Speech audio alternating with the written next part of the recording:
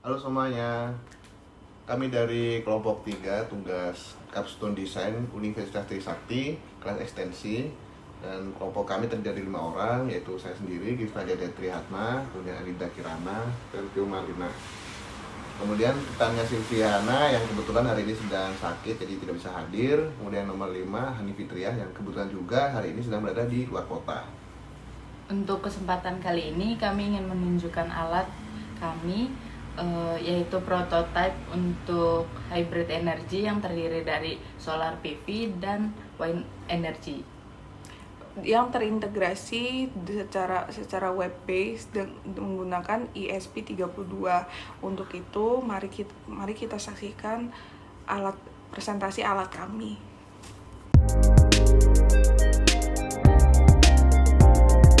Baik, Pak, saya akan menjelaskan sumber PV ini. PV ini menggunakan spesifikasi sebesar 10 WP. Lalu kami memodifikasi PV ini agar elevasinya tuh bergerak sesuai sudut dan bergerak tergantung pada jam yang dikendalikan oleh servo agar penyerapannya secara maksimal.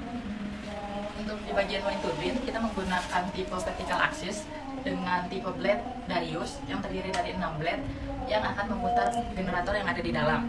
Saat ini kita menggunakan generator dengan spesifikasi maksimal 30 watt yang terhubung juga ke dalam SCC. Penjelasan yang ketiga yaitu early warning system, yaitu sistem peringatan dini. Oke, di sini kita detect wind speed dari output tegangan dari yang dihasilkan generator wind turbine. Biasanya kecepatan angin normalnya 5-30 km per jam. Apabila melebihi batas, EWS akan kedetek.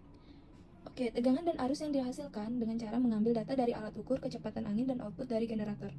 Lalu dirumuskan formula untuk mendapatkan hasil pengukurannya. Sistemnya belum dikatakan matang karena perlu data yang lebih banyak dari variasi kecepatan angin dalam jangka yang lebih panjang. Oke, yang selanjutnya yaitu menghitung waktu pemakaian baterai, yaitu kondisi yang mempengaruhi waktu berapa lama charger baterai. Yang pertama yaitu besar kecilnya kapasitas baterai. Semakin besar kapasitas baterai, jelas waktu pemakaian akan lama dengan beban yang sama. Yang kedua, besar kecilnya daya beban, yaitu di mana kondisi semakin beban kecil, waktu pemakaian akan lama, serta sebaliknya. Kemudian untuk sistem monitoringnya dari kedua power source, kita monitornya dengan sensor 5219 yang kita sensor dari kedua source itu adalah kita sensor tegangan dan arus yang terdiri dari kedua source. Kemudian dari baterai kita juga menggunakan 219 untuk kita mengetahui kapasitas dari baterai tersebut. Selain itu untuk beban kita sensor dengan menggunakan PZET 04. Di situ kita sensor tegangan, arus, daya aktif, daya reaktif, dan frekuensi dan power factor. Bisa kita lihat di sini, SP32 sedang berkedip yang hijau, yang mengartikan kalau sedang mentransfusikan data ke database. Yang akan masuk ke SCC tipe MPPT. Dari SCC MPPT akan masuk juga ke aki, yang keluarannya masuk ke inverter untuk menuju ke beban. Untuk beban, saya akan mencoba menyalakan lampu sebesar 10 watt. Bisa kan? Bisa kita saksikan juga selain menyalakan lampu, alat kita juga mampu untuk untuk mencharge headphone ini, handsfree ini.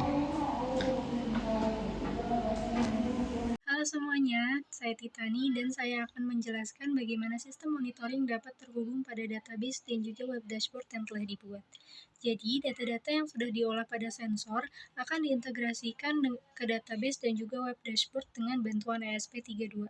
Nah, ESP32 ini dihubungkan pada Wi-Fi yang telah tersedia. Untuk monitoring dengan web dashboard, kami menggunakan sebuah platform bernama Thinger.io. ESP32 dapat mengirim data ke Thinger.io dengan mencantumkan device ID Thinger.io sebagai alamat tujuan pada program kode ESP32. Dan berikut adalah web dashboard yang telah kami rancang untuk menampilkan data-data dari pembacaan sensor. Untuk database, kami menggunakan Google Spreadsheet.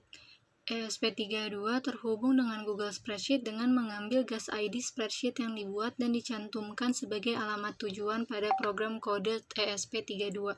Dan berikut adalah database Google Spreadsheet yang telah dibuat.